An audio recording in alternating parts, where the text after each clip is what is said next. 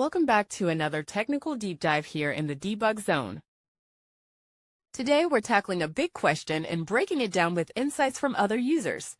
Hopefully this clears up some misconceptions and helps you get the answer you need. So buckle up, stay a little curious, and let's jump right in.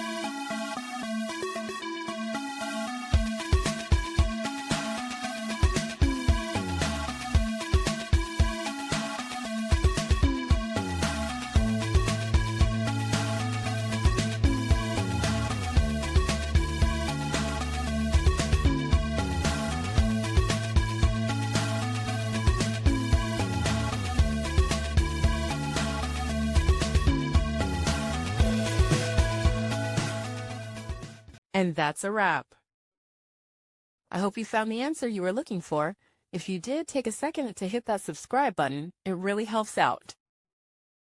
And let me know in the comments which solution worked best for you. See you next time in the debug zone.